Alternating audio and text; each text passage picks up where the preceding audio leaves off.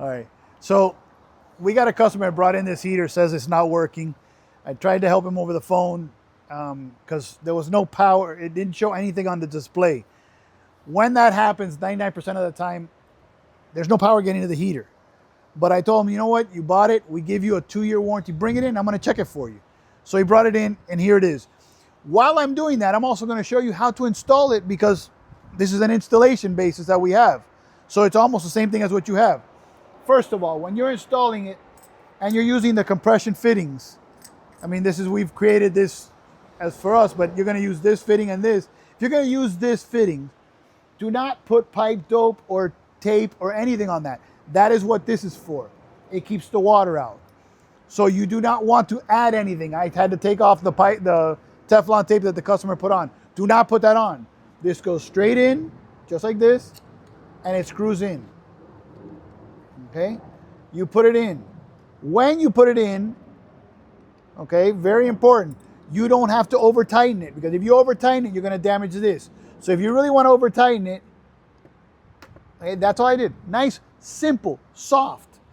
Okay? If you have to tighten it, if you have to tighten it more, then you got to put something to hold this.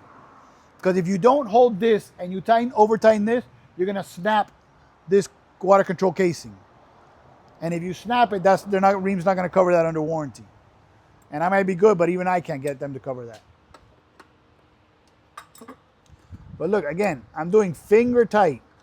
You know what I'm going to show you? There's no washer. There's no nothing on the inside of this. Okay? It's just straight on.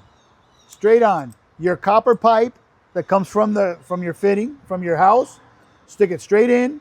You got the little bezel right there, and then you just screw it on. Okay. Nice and easy. All right? You're obviously not going to have this because you're going to connect directly. The pipe is going straight in. This is for us. Then again, I'm going to just tighten a little bit, just a touch. That's it. Look, one finger. That's all I tightened. Okay? That's all we're going to tighten. We're going to go right here. What's coming, man? All right. Actually, I'm going to take off the wiring so you can see how I put the wiring on. So again, we created this.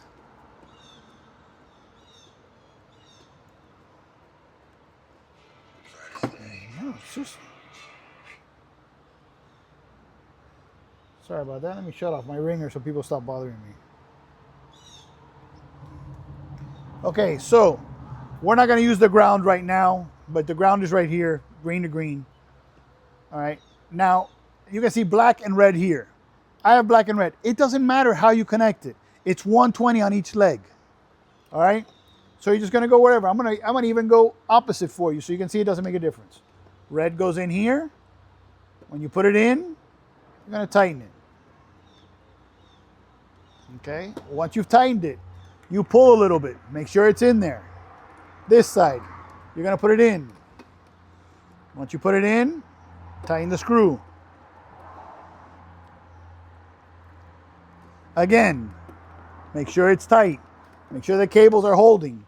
Then you're going to put in, from here, you're going to use your wire nut. You know, if this was a regular wire, you just screw this to this, and there's your ground. We're not going to use that right now because we don't need it here. We're not going to run this for a long time.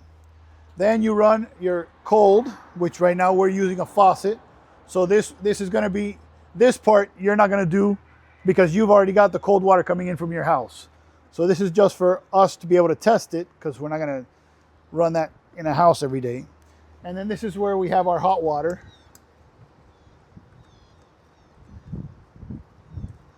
Okay, that we are running, and the hot water has faucets over here, which we have our 2 faucets.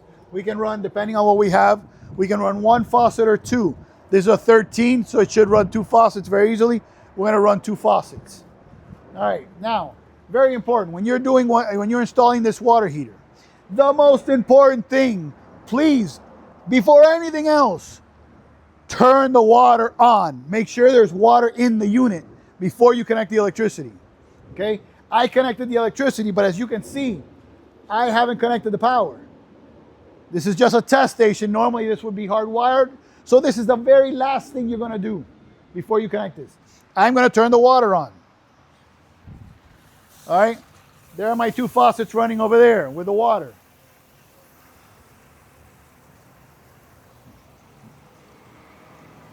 All right, I've got my two water, I know water's coming out now. This is running. Now I'm gonna connect the power. This is not something you're gonna do because you already got the hardwired going in, but we're gonna connect the power. Boom, power's on. And here we go. What they said had no power, that the display wasn't coming on, 130 as soon as I connect the power. Now, yes, we got 130 here. This is where your knob would be, so you can adjust the temperature, as you can see. We're going to 130. Now, we know that this is showing 130, so we should be getting hot water. So let's come over here, and let's see what we got. Now, I don't have a thermostat connected to this, so I'm gonna use my hand. God willing, not burn myself, because it's 130 degrees, and it's right there, so it's coming out pretty hot. So it's pretty damn hot, okay? It's if I wanted to, I could probably keep my hand under there for a little bit, but not for very long. Now, obviously, this shower head, I think it's time to replace this shower head. But as you can see, I'm running 2 showers, and it's, God bless, and it's hot. So both shower heads are running hot. An RTEX-13 in Miami. This is in Miami because we have our incoming water temperature is over 70 degrees. I can run 2 shower heads at the same time, and I can get about 130 degrees out of the shower with no problem. You're not showering at 130 degrees. So if I wanted to lower the temperature to what we would probably shower at, okay, so obviously you're not doing this in your house because you want, it's still got to run from one place to another, so you're not going to run it. But if I can go to 140 to 104, I'm sorry, now I can keep my hand under here, and it's really nice. I would be able to take a hot shower here with no problems whatsoever. And here, also nice hot shower, very nice, beautiful.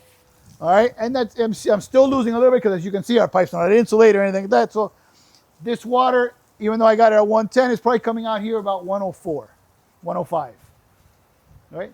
But again, water heater is working perfectly fine. I can adjust the temperature. We can take this heater, these Rheem water heaters go all the way up to 140 degrees. So they are really hot.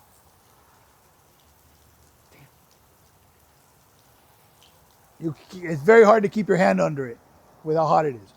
But as you can see, water heater is working, everything's fine, we're good to go. So now you have an idea as to how to install it, how to connect it. Again, most important, water before electricity. You connect electricity before water, you'll fry these elements, the heater will never work. So now you got your installation.